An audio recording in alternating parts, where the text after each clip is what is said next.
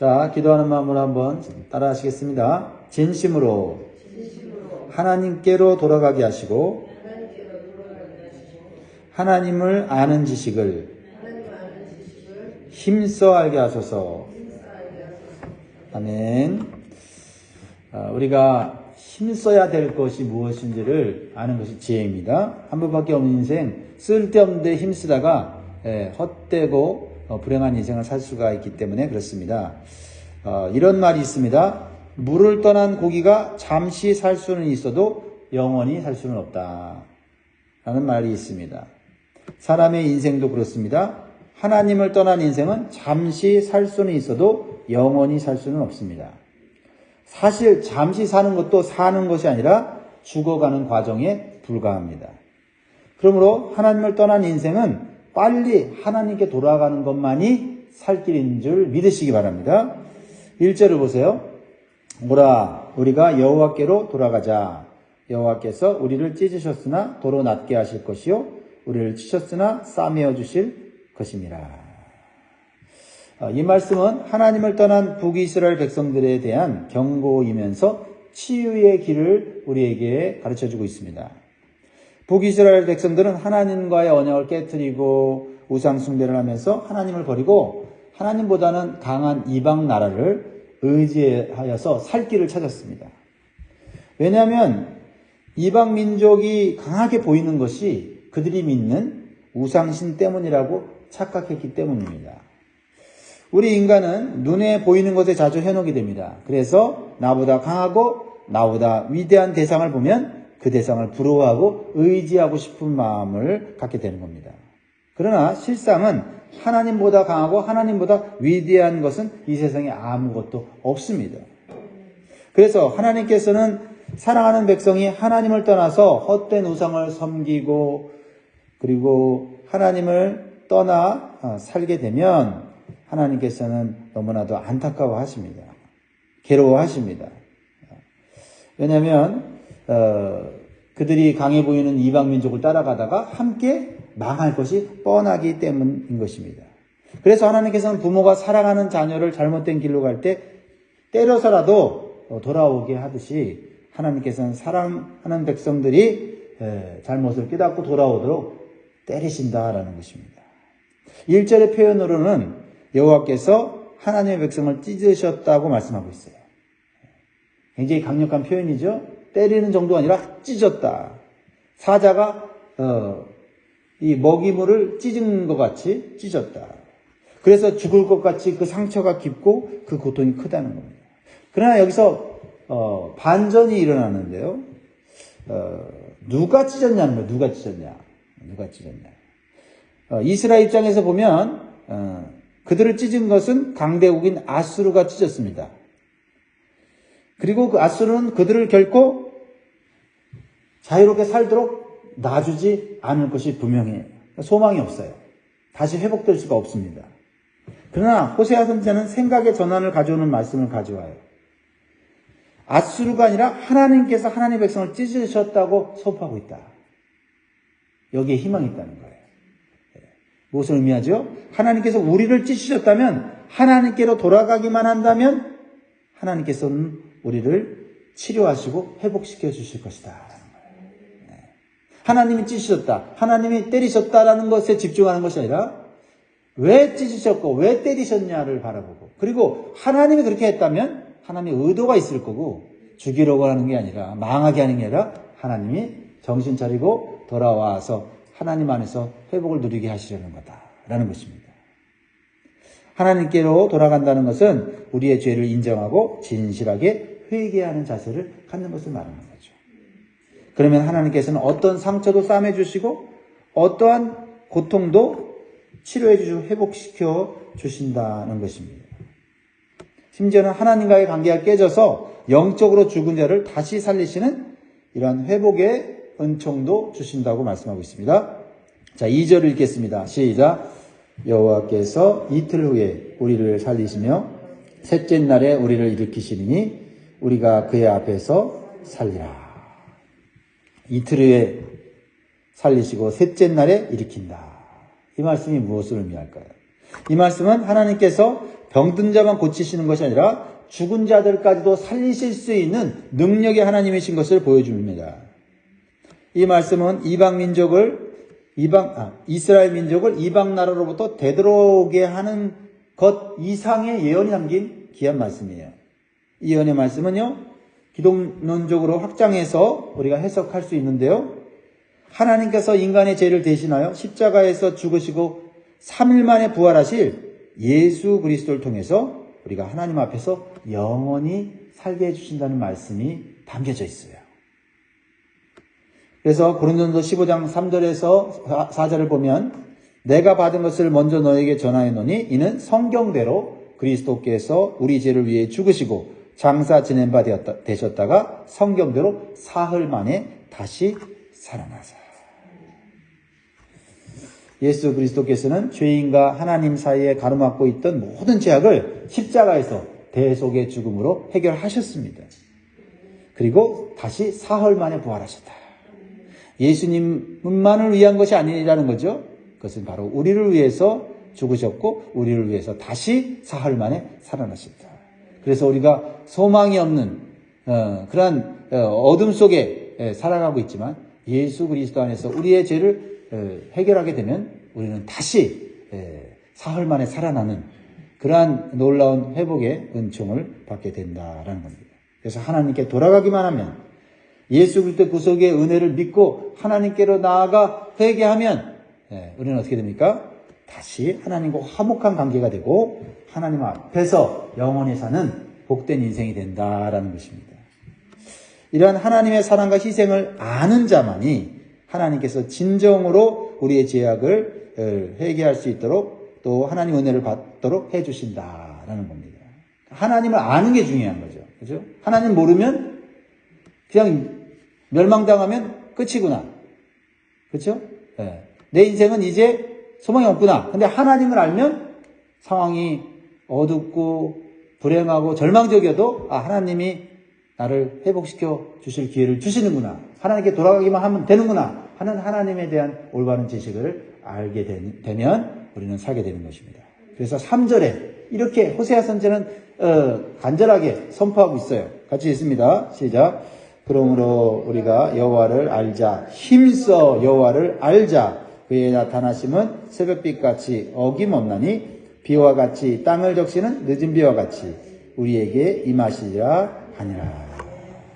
하나님을 올바로 알아야 다시 살 수가 있습니다. 그러면 세상의 다른 지식보다 하나님을 아는 지식을 더욱 알기를 힘쓰시기를 바랍니다.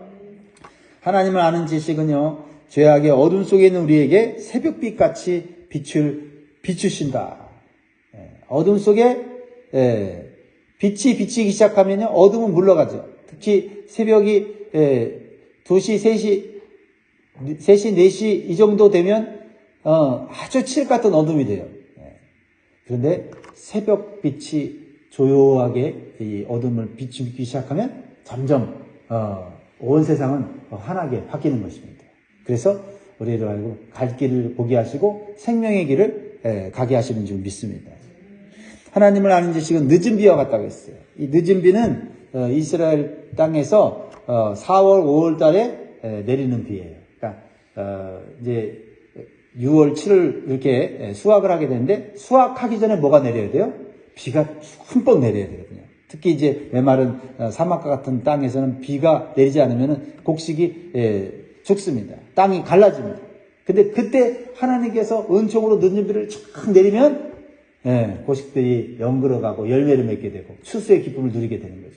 그러니까 하나님을 아는 지식이 메마른 심령을 새롭게 하고 어둡고 절망적인 삶에 소망을 주신다라는 것입니다. 그리고 풍성한 삶을 누리게 하신다라는 것입니다. 그래서 하나님을 아는 지식이 우리를 살리고 우리를 회복시키는 것이므로 우리는 무엇보다도 하나님을 아는데 힘써야 된다. 그렇죠? 근데 하나님을 안다는 것은 머리로 아는 지식이 아니에요. 부부가 함께 살면서 관계를 맺고 또 인격적으로 경험적으로 알아가면서 더 깊은 관계가 되는 거 아닙니까? 그런 그것을 여기서 하나님을 아는 지식이라는 말로 표현하고 있는 것입니다. 그러니까 머리로만 아는 지식으로는 하나님의 그 마음과 뜻을 알 수가 없어요. 실제적으로 그 말씀에 순종함으로써 하나님의 사랑을 경험하고 능력을 체험하게 되는 거죠. 그리고 하나님과 친밀한 대화, 즉 기도의 시간을 통해서 하나님께 묻고 들음으로써 하나님의 마음과 뜻을 알아가는 거예요. 일방적인 기도가 아니라 하나님께 묻고 또 듣고 묻고 듣고 하면서 하나님과 인격적인 교제를 하게 되는 것입니다. 그러므로 사랑하는 성도 여러분, 우리는 다른 무엇보다도 하나님의 말씀과 기도로 영적인 교제를 할 수 있어야 되겠습니다. 그래서 하나님을 경험적으로 인격적으로 알아가는데 우리가 힘써야 될 줄 믿습니다. 여기에 소망이 있고 풍성한 삶이 약속되어 있다라는 겁니다. 자, 그러면 4절부터는 왜 하나님께서 사랑하는 하나님의 백성을 때릴 수밖에 없고 찢을 수밖에 없었는지를 그들의 심각한 죄악성을 보여주고 있는 것입니다. 가장 불행은 뭐냐면 내가 하나님 앞에서 뭐가 잘못됐는지를 모르는 거예요. 죄를 짓고도 죄를 짓는지를 깨닫지 못하고 내가 불행당하고 고통당하는데도 그 원인을 찾지 못하는 겁니다. 자, 첫 번째로 하나님을 향한 사랑과 예배가 가짜였기 때문에 하나님 앞에 징계를 받았습니다. 4절 보세요. 에브라임아 내가 네게 어떻게 하랴 유다야 내가 네게 어떻게 하랴 너희의 인애가 아침 구름이나 쉬 없어지는 이슬 같도다. 여기서 인애는 하나님의 신실한 사랑, 특별히 언약에 기초한 하나님의 신실한 사랑이에요. 그러니까 하나님과 이스라엘 백성들이 언약을 맺었어요. 아무것도 없는 그런 초라한 민족인 이스라엘 백성과 언약을 맺어서 하나님이 그들을 사랑하시고 그들에게 축복을 해 주시는 그러한 백성으로 삼아 주시겠다는 거예요. 그러면 이스라엘 백성들은 한 가지만 하면 돼요. 하나님을 변함없이 사랑하면 되는 거예요. 그리고 하나님 말씀을 지키기만 하면 되는 거예요. 그럼 아무것도 없어도 하나님 다 책임져 준다는 거죠. 그런데 이런 하나님의 인애, 헤세드라고 하는 말인데 이 하나님의 은혜가 이스라엘 백성들에게 부어졌는데 그들은 하나님에 대한 그 인애, 그 사랑이 변질됐다는 거예요. 변했다는 거예요. 그리고 그 사랑은 가짜 사랑이었다는 거죠. 그래서 이렇게 표현하고 있지 않습니까? 너희의 인애가 아침 구름이나 쉬 없어지는 이슬 같도다. 여러분 아침에 구름이 딱 뜨면 그가 비가 올 것처럼 이렇게 기대를 하게 됩니다. 그런데 해가 딱 떠버리면 아침 구름이 그냥 싹 사라져 버립니다. 그런 것처럼 그들의 사랑이 그냥 말로만의 사랑이라는 거예요. 그리고 또 이슬과 같이 밤새 내린 이슬같이 해가 딱 뜨면 사라지는 것처럼 사랑하는 것 같이 형식적인 사랑이었지 실제적으로 하는 사랑하는 것이 아니었다는 거죠. 하나님은 진심으로 변함없이 사랑했는데 그들은 하나님을 사랑하지 않았다는 거예요. 가짜 사랑이었다는 겁니다. 여러분 가짜 사랑만큼 사람에게 배신을 느끼는 게 어디 있어요? 그렇죠? 사랑하는 것처럼 했다가 나중에 나는 너를 사랑한 적이 없어 그래봐요. 얼마나 죽여먹었습니까? 그렇죠? 그런 배신적인 사랑이라는 거죠. 자, 우리는 하나님을 향한 우리의 사랑은 어떤 사랑인지 오늘 이 아침에 다시 한번 확인해 보시기 바랍니다. 정말 하나님이 나를 변함없이 신실하게 사랑하기 때문에 나도 그 사랑에 맞추어서 그렇게 사랑하려고 노력하고 있는 건지 아니면 하나님의 사랑을 이용해서 내가 살아가고 있는지 생각해 봐야 할 것입니다. 우리는 하나님 우리를 변함없이 사랑하신 것 같이 우리도 하나님을 변함없이 사랑하기를 원합니다. 그 사랑으로 우리 가족을 사랑하고 그 사랑으로 우리 이웃을 사랑하는 거죠. 그것이 하나님 원하시는 거예요. 그리고 하나님이 원하시는 예배를 드려야 하나님과의 관계가 온전히 회복된다는 것을 안타깝게 말씀하시죠. 그래서 6절에 보면 나는 인애를 원하고 제사를 원하지 않으며 번제보다 하나님을 아는 것을 원하노라. 여러분 여기서 하나님이 제사와 번제를 원치 않는다는 말이 아니죠. 하나님이 원하시는 제사에는 뭐가 있어야 돼요? 인애가 있어야 된다. 하나님을 사랑하는 마음이 있어야 된다는 거죠.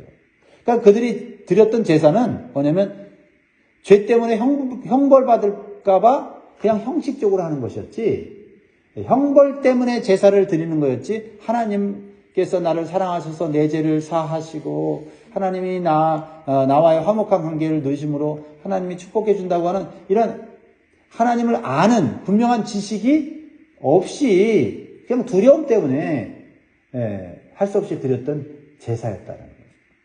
그러니까 하나님 이런 제사 원치 않는다라는 겁니다. 그렇죠? 그래서 하나님은 인애를 원하고 하나님은 번제보다는 하나님을 아는 것을 원합니다. 하나님의 마음과 하나님의 뜻을 알고 하나님의 방식대로 드리는 그런 예배를 하나님이 원하시는데 그렇게 하지 않으므로 하나님을 모독하고 하나님을 진노케 했다라는 것입니다. 그러므로 우리는 하나님을 사랑하고 하나님의 진리인 말씀을 따라서 예배 드려야 된다는 사실을 다시 한번 기억하시기 바랍니다. 또한 탐욕에 사로잡혀 생명을 존중하지 않았기 때문에 하나님께서 징계하셨다 이렇게 말하고 있어요. 자, 8절 보세요. 길르앗은 악을 행하는 자의 골이라 피 발자국으로 가득 찼도다. 하나님의 백성들이 사람의 생명을 존중하지 않았다는 거예요. 자기 이익을 위해서 탐욕을 위해서 함부로 사람을 죽였다는 겁니다. 근데 그 대표적인 게 뭐냐면 제사장의 무리들도 거룩해야 될 제사장들 또 하나님 말씀을 올바르게 해야 될 제사장들까지도 이러한 폭력과 살인에 가담함으로써 자신들의 탐욕을 채우는데 힘을 썼다. 그 얘기를 하는 거예요. 9절에 강도 떼가 사람을 기다린 같이 제사장의 무리가 세겜길에서 살인하니 그들이 사악을 행하였느니라. 여기서 길르앗과 세겜은 도피성이 있는 그런 도시였습니다. 여러분 도피성 아시죠? 도피성은 뭐예요? 사람이 실수로 죄를 짓거나 또 실수로 무고히 사람을 살해했을 때 보복당하지 않도록 하기 위해서 도피성을 만들었거든요.